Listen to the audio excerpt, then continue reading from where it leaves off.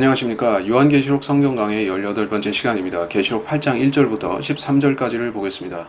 계시록 6장에서 봉인들이 띄어지고 있었죠. 그리고 8장에서는 7째 봉인이 등장하는데 이 7째 봉인이 시작하는 사건은 7 나팔 사건입니다. 따라서 중간에 끼어 있었던 7장은 삽입장이라는 것을 알 수 있고 8장에서는 새로운 국면이 진행되고 있으므로 이것은 시간적 순서로 앞부분과 연결되는 것이 아니라 다시 리와인드해서 앞으로 간 것입니다. 말하기를 우리가 우리 하나님의 종들인 그들의 이마에 인정으로 표시할 때까지 땅이나 바다나 또는 나무들을 손상시키지 말라고 하더라. 계시록 7장 3절. 14만 4천이 인을 받고 등장하는 시점에서 어떤 재앙이 없었죠. 그래서 그 국면은 분명히 7년 환란의 극초반이나 상당히 앞부분이었습니다. 그리고 이제 8장에서는 다시 나팔재앙으로 돌아왔는데 나팔재앙이 시작되는 정확한 시점은 알 수 없지만 저는 이것을 7년 환란의 중간 정도로 생각을 하고 있습니다. 물론 다른 주석가들이나 피터 라크만 박사 같은 경우에도 나팔재앙을 7년 환란의 중간에 놓으려는 경향이 있습니다.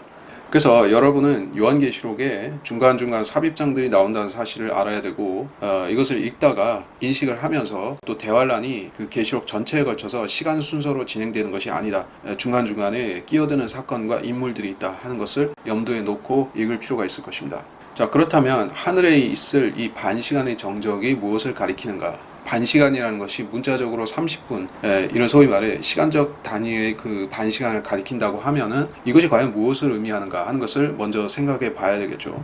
자, 요한계시록에 등장하는 시간 개념을 먼저 파악해 보도록 하겠습니다. 또 내가 본 그 10뿔은 10왕이라 아직 왕국을 받지는 못하였으나 그 짐승과 더불어 1시간 동안 왕들로서의 권세를 받으리라. 계시록 17장 12절. 1시간 동안 왕들로서 권세를 받는다. 여기서 1시간이라는 것이 문자적이라고 해석을 해야 되겠죠. 성경에서 특별한 다른 단서 조항을 붙이지 않고 어떤 상징적 의미를 염두에 두지 않는 이상에는 분명히 문자적이기 때문에 그렇습니다. 반면에 한때와 두때와 반때와 같은 표현이 있는데 그것은 분명히 타임이 의미하는 것이 1년입니다. 흔히 하루가 1000년 같고 1000년이 하루 같다고 한 구절에서 봤을 때 하늘과 땅의 시간의 흐름이 상대적으로 흐른다. 소위 시간이 상대적으로 흐르는 그런 아인슈타인적인 생각을 할 수가 있는데 성경은 그와 같은 상대성의 시간을 말씀하지는 않습니다. 그 해당되는 베드로후서 3장 8절을 살펴볼 때 확실합니다. 사랑하는 자들아 주께는 하루가 1000년 같고 1000년이 하루 같은 이 한 가지를 잊지 말라. 베드로후서 3장 8절. 주께는 하루가 1000년 같다라고 했지 하늘의 시간 단위가 지상과 1000년과 하루의 차이를 보인다 그렇게 말씀한 것이 아닙니다. 성경에서는 1년이라든지 하루든지 또는 1000년이라든지 이런 상징의 단위를 사용하는데 이를테면 하나님께서 창세기에서 세상을 만드신 기간이 6일 동안이죠. 그리고 마지막 날은 쉬셨죠. 그것을 나중에 안식일로 제정을 하셨는데 창세기에서 봤을 때 그 안식의 날은 무한으로 이어지는 것입니다. 어떤 특정 날로서 끝나는 것이 아니라 계속 이어지는 것이요. 그래서 창조주간의 6일과 하루를 합쳐서 인류 역사의 6000년과 마지막 1000년으로 이야기를 합니다. 그것이 베드로후서 3장 8절에서 하루가 1000년, 1000년이 하루라는 말의 진짜 의미인 것입니다. 그래서 하늘에서는 하루가 1000년이고 1000년이 하루고 그런 뜻이 아니고 주님께서 보실 때 예언적인 관점에서 그렇다는 것입니다. 이틀 후에 그가 우리를 살리시며 셋째 날에 그가 우리를 일으키시리니 우리가 그의 목전에서 살리라. 호세아서 6장 2절. 이틀 후에 라고 했을 때 이것은 2000년의 신약 시대를 가리키고 셋째 날에 우리를 일으키신다 하는 것은 그리스도의 재림 이후에 유대인들이 민족적으로 회복되는 천년 왕국을 가리키는 것입니다. 이와 같이 성경은 하루와 1000년을 상호 대비시키는 상징 체계를 갖고 있고 그 상징을 통해서 재림의 시기를 우리에게 암시하여 주고 있는 것입니다. 이러한 예언적이고 특별한 상징을 제외하고서 성경의 시간에 대해서 우리는 원래의 문자적인 의미를 존중하고 그것을 쉬이 바꾸면 안 된다 얘기입니다. 여기 본문에서 하늘에 실제 반시간 동안 정적이 있을 것이다 라고 했으면 그렇게 이해를 하면 됩니다. 그렇다면 남은 것은 왜 그 정적이 있게 되는가, 그것이 왜 발생하는지에 대해서 생각해 볼 필요가 있겠습니다. 이에 대해서 우리가 확실하게 추론할 수 있는 근거는 사실 없습니다만은 어쨌든 추론할 수 있는 배경을 찾아보도록 하겠습니다. 보통 침묵한다, 정적이다 했을 때 그것은 긍정적인 의미로 볼 수도 있지만은 부정적인 것도 성경에 나옵니다. 죽은 자는 주를 찬양하지 못하나니 침묵으로 내려가는 어떤 자도 못하느니라. 시편 115편 17절. 그러므로 총명한 자가 그때 침묵을 지키리니 이는 악한 때임이라. 아모스서 5장 13절. 자, 하늘나라는 노래와 춤, 음악 등으로 가득한 곳이고 연회가 열리는 곳이죠. 그리고 쉴 새 없이 하나님께 대한 피조물들의, 즉 천사들과 그룹들과 성도들의 경배와 찬양과 기도가 드려지는 활기찬 장소라는 얘기입니다. 즉 하늘나라의 가장 큰 현저한 특징 중에 하나가 즐거운 소리들이 울려 퍼진다는 얘기인데, 그것이 멈추었다고 합니다. 침묵과 정적이 흐르고 있다는 것은 대단히 이례적인 상황이라고 봐야 할 것입니다. 그렇다면 그 원인은 어디에 있을까요? 둘 중 하나로 생각해 볼 수 있습니다. 첫째, 하늘나라에서 뭔가 큰 심각한 사태나 변고가 발생하였다는 것입니다. 두 번째로, 땅 위에서 엄청난 사건이 발생해서 그 파장이 하늘나라에까지 미쳤다라고 생각하는 것입니다. 두 번째의 가능성은 별로 없다고 보는데, 이는 환란 전에 휴거되어서 셋째 하늘로 가게 될 신부 교회도 어린 양의 혼인잔치를 7년 동안 치를 것이며, 그 끝에 그리스도와 혼인식을 하게 될 텐데, 그 약 7년이라는 기간 동안에 지상에서는 대환란이 있기 때문에 그렇습니다. 대환란이 있음에도 하늘에서는 잔치가 있고 또 혼인식이 벌어지는 것입니다. 그 때문에 교회가 환란 전 휴거되는 것이 잘못되었다. 땅에서는 대환란이 있는데 어떻게 하늘에서는 그와 동시에 잔치를 벌일 수 있는가라고 반문하는 사람들이 또 있습니다. 그래서 요한계시록 19장에 보게 되면 어린 양의 혼인식이 있을 때 땅에서는 엄청난 대환란이 있는 상황인 게 분명하기 때문에 그러한 반론은 우리가 받아들이지 않을 것입니다. 그렇다면 첫 번째의 가능성은 있을까요? 지금까지 없었던 하늘에 엄청난 사태나 변고가 있어서 하늘의 모든 존재들이 일시 침묵하는 일이 있을 수 있다면, 그것은 사탄과 그의 천사들의 반역이 아니라면 상상하기 어려운 일일 것입니다. 또 하늘에 전쟁이 있으니 미카엘과 그의 천사들이 용을 대항하여 싸우고 용과 그의 천사들도 싸우니 용과 그의 천사들도 싸우나 그들이 이기지 못하여 하늘에서 더 이상 있을 곳을 찾지 못하더라. 그리하여 그 큰 용이 쫓겨나니 그는 마귀라고도 하고 사탄이라고도 하는 옛뱀 곧 온 세상을 미혹하던 자라. 그가 땅으로 쫓겨나고 그의 천사들도 그와 함께 쫓겨나더라. 계시록 12장 7절로 9절.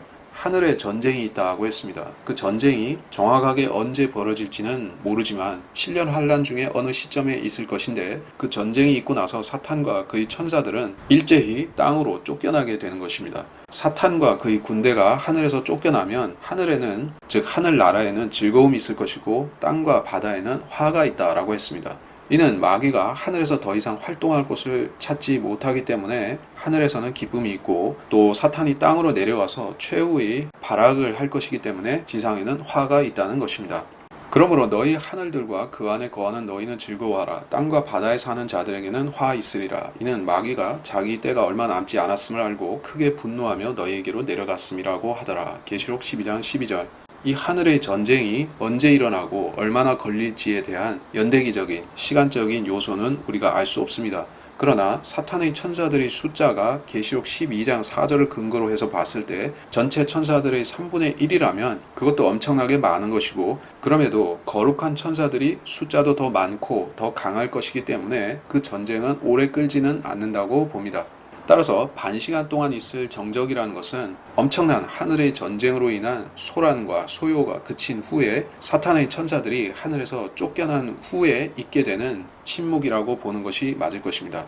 그 3분의 1의 천사들이 원래 타락한 상태로 있다가 쫓겨나는지 아니면 그때 타락해서 쫓겨나든지 간에 하늘에서 3분의 1이나 되는 엄청난 영적인 존재들이 땅으로 추락했다면 그 자체는 대단한 슬픔이 아닐 수가 없을 것입니다. 그래서 애도나 묵념이나 그런 의미로서 반시간 동안 침묵을 지키는 것도 가능하리라고 생각을 합니다. 이 정도 급의 사태가 아니고서야 하늘에서 반시간 동안의 정적이라는 것은 참 생각하기가 힘든 부분이라고 여기기 때문에, 그래서 저는 계시록 12장의 하늘의 전쟁과 본문의 침묵을 연결시켜 생각해 본 것입니다. 그때 내가 보니 7 천사가 하나님 앞에 섰고 그들이 7 나팔을 받더라. 다른 천사가 나와서 금 향로를 가지고 제단에 서서 많은 향을 받았으니 이는 모든 성도의 기도와 함께 그것을 보좌 앞에 있는 금 제단에 드리고자 함이더라. 그 향의 연기가 성도들의 기도와 함께 그 천사의 손에서 하나님 앞으로 올라가더라. 그 천사가 향로를 가져다가 제단 불을 담아서 땅에 쏟으니 거기에서 음성들과 천둥들과 번개들과 지진이 일어나더라. 계시록 8장 2절로 5절. 자, 여기 이 성전은 하늘에 있는 하나님의 성전입니다. 그리고 계시록 12장에 나오는 환란 시대 예루살렘 성전과는 다른 성전입니다. 3절에서는 향을 피우는 제단이 발견되는데 이는 하늘에 있는 성전이 지상에 있었던 과거 성전들의 원형이 된다는 사실을 알려주는 것입니다. 그들이 섬기는 것은 하늘에 있는 것들의 본보기와 그림자라. 모세가 성막을 지으려고 할 때 하나님께 지시를 받은 것과 같으니 그분이 말씀하시기를 보라 너는 모든 것을 산에서 내게 보여준 모양을 따라 지으라고 하셨느니라. 히브리서 8장 5절. 하늘에 있는 성전의 존재는 계시록 7장, 8장, 11장, 19절에서도 언급이 되며 이 하늘의 성전은 천년왕국 기간 동안은 계속 하늘에 있을 것으로 여겨집니다. 그러다가 영원시대가 시작되면 더 이상 없을 것인데 이는 새 예루살렘이 하늘에서 내려오는 것을 볼 때 그 도성에 성전이 없기 때문입니다. 향제단은 금으로 쌓여져 있는 것이고 뜰에 있는 번제단은 놋제단으로서 제물을 죽여서 바치는 제단입니다. 금향로는 향이 태워지는 위치인데 금향로를 가진 천사는 이 지상의 성전에서는 지성소에 해당하는 곳에 서 있는 것이고 여기서 성도들의 기도가 향의 연기와 함께 올라가는데 그 기도가 어떤 성질의 기도인지에 대해서는 우리가 익히 짐작할 수 있습니다. 그들이 큰 음성으로 울부짖으며 말하기를 오 거룩하시고 참되신 주여 땅에 살고 있는 그들을 심판하시어 우리의 피를 갚아주실 날이 얼마나 남았나이까 하더라. 계시록 6장 10절. 즉 이 기도는 환난 성도들이 복수해달라고 외치는 것인데 그들은 자기들이 무고한 피를 흘리게 만들었던 적그리스도와 그의 세상을 언제 심판하실 것인지를 하나님께 물으면서 울부짖고 있는 것입니다. 이 기도에 대한 응답은 나팔 재앙으로 돌아오는데 성도들의 기도로 인해서 세상에 재앙이 임한다는 사실을 대환란에 처한 사람들은 잘 모를 것입니다. 그래서 그들은 재앙을 단지 슬퍼하고 원망하고 또 저주할 뿐 왜 그런 일이 발생하는지를 모른다는 것입니다. 자, 이런 현상은 이 시대에도 동일하게 일어나고 있습니다. 로마 제국이 그리스도인들을 박해했었죠. 그리고 로마 카톨릭의 중세 유럽이 그리스도인들을 참혹하게 박해를 했었습니다. 그리고 그러한 일들은 모슬렘에서도 일어나고 공산주의 사회에서도 일어났습니다. 그들이 그리스도인들을 박해하는 것과 보조를 맞춰서 하나님께서도 그 나라들에 대해서 그 문명들에 대해서 반드시 복수를 해 오셨던 것입니다. 그래서 그리스도인들을 심하게 박해한 문명과 국가들은 반드시 하나님의 심판을 받고 멸망을 했던 것입니다. 로마 제국이 그 대표적인 사례이고 공산 국가들의 멸망도 근본적으로 그리스도인들을 찍어 누르기 때문에 그들이 멸망하는 것입니다. 이러한 원리는 구소련이나 동유럽에도 적용되고 또는 중국이나 다른 공산 국가들에도 해당이 되는데 특별히 북한에 해당이 될 수밖에 없을 것입니다. 그래서 많은 사람들이 북한이 한국을 어떻게 할 것이다, 점령을 하든지 전쟁을 걸든지 해서 엄청난 파괴가 일어나고 또 심지어는 적화가 되지 않느냐라고 우려를 하는 목소리가 있습니다만은 저는 그런 우려 자체를 무시하지는 않습니다. 어떤 일이든 일어날 수 있지만 그러나 확실한 것은 하나님께서는 그리스도인들을 박해하는 자들을 유심히 지켜보고 계시고 그들을 반드시 정해진 때에 심판하실 것이기 때문에 악인들이 계속 번영하리라는 우려는 우리가 하지 않아도 되는 것입니다. 기도가 향과 같이 하나님 앞에 올라간다 하는 사실에 대해서 시편 141편 2절에서도 말씀합니다. 내 기도가 주 앞에 향처럼 놓이게 하시며 나의 손을 들어올림이 저녁 희생제 같게 하소서. 박해당하는 성도들이 하나님께 끊임없이 드리는 그들의 모든 자비를 구하는 기도, 또 용서를 구하는 기도, 또 복수를 하고 갚아달라는 기도, 그 모든 것을 하나님께서는 들으시고 그들의 외침을 외면하지 않으신다는 것이 성경의 가르침입니다. 그때 7 나팔을 가진 7 천사가 나팔을 불려고 준비하더라. 첫째 천사가 나팔을 부니 피가 섞인 우박과 불이 따르더라. 그것들이 땅에 쏟아지니 나무의 3분의 1이 타버리고 모든 푸른 풀도 타버리더라. 6절 7절. 첫째 나팔이 불려질 때 피가 섞인 우박과 불, 즉 불비가 내리고 땅의 나무들이 3분의 1 타버립니다. 또 풀이 다 타버립니다. 이렇게 되면 모세와 엘리야 두 증인이 계시록 11장에서 하늘을 닫아서 비를 내리지 않게 하는 그것, 즉 3년 반의 기근이 오는 데 있어서 확실히 상승작용을 일으키는 효과가 될 것입니다. 하나님께서 어떤 문명을 파괴시키고 그들을 저주하실 때 그들에게 비를 주시지 않는 것입니다. 그 사람들이 사는 땅에 사막화가 일어나게 되는데 로마, 그리스, 기원전의 이스라엘, 이집트, 바빌론, 또 중국 등이 그러한 파괴를 겪었던 것입니다. 사막화가 일어나면 농사를 지을 수 있는 땅이 줄어들고 따라서 부양할 수 있는 인구가 줄어들게 되어 있습니다. 그뿐만 아니라 깨끗한 공기가 사라지고 먼지 바람이 불게 되어 있죠. 여러분이 중동에 가보시면은 거기 이라크라든지 이집트에서 엄청난 모래바람이 주기적으로 몰아쳐서 사람들에게 고통을 심하게 주죠. 하나님께서 깨끗한 물을 걷어가시고 깨끗한 공기 그리고 풍성한 양식을 걷어가시는 것이 육신을 가지고 사는 모든 존재들과 사람에게 고통스러운 일임을 잘 아시는 것입니다. 둘째 천사가 나팔을 부니 거대한 산이 불에 타서 바다로 던져지는 것 같더니 바다의 3분의 1이 피가 되더라. 또 바다에 있는 생명을 가진 피조물들 3분의 1이 죽고 배들의 3분의 1이 파괴되더라. 8절로 9절. 이 거대한 산은 소행성이라고들 보통 해석을 합니다. 그러나 곧바로 뒤에 나오는 셋째 나팔의 등불처럼 타는 큰 별과 구별된 표현을 쓰고 있기 때문에 아주 심플한 단순한 별은 아닌 것 같습니다. 즉, 이 거대한 산이 어떤 천체의 일종이라고 볼 수 있겠지만 일반적인 형태는 아니며 더 특별한 무언가입니다. 문자적으로 이 거대한 산을 지상의 산과 비교를 한다면 히말라야 정도의 크기로 볼 수 있겠죠. 직경이 한 8, 9km 정도 되는 별이 바다에 충돌한다는 그림을 그려볼 수가 있습니다. 진화론자들이 공룡을 멸종시켰다라고 이야기하는 소행성이 크기가 약 10km였다고 추정을 합니다. 물론 그런 일이 저는 없었다고 생각합니다만 그것이 사기라고 봅니다만 어쨌든 진화론 과학자들은 공룡 멸종의 원인이 된 소행성 크기를 10km로 상정하고 있습니다. 따라서 본문에서 지상의 바다로 떨어지는 거대한 천체는 그 소위 공룡 멸종의 원인이 된 소행성만큼의 크기라고 보면 되고, 그렇다면 과학자들이 추정하는 대로라면 전 지구가 이 영향을 받아야만 될 것입니다.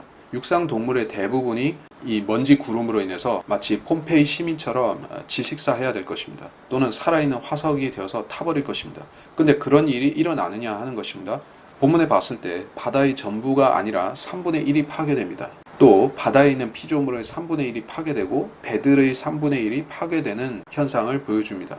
이 바다가 어디인가에 대해서 피터 라크만 박사 같은 경우에는 지중해라고 추정을 합니다. 이는 성경에서 바다라고 했을 때 보통 지구 내에 있는 바다를 가리킬 경우에는 사해나 지중해나 갈릴리 등 이스라엘을 주위로 한 그 바다를 가리키는 게 보통이기 때문입니다. 또 계시록 13장 1절에서 적그리스도가 등장하는 배경인 그 바다도 지중해로 추정이 되기 때문입니다. 그러나 이 거대한 산과 같은 천체가 지중해로 떨어졌을 때 과연 그 지중해의 3분의 1만이 파괴될 수 있는가는 좀 상상하기가 어렵죠.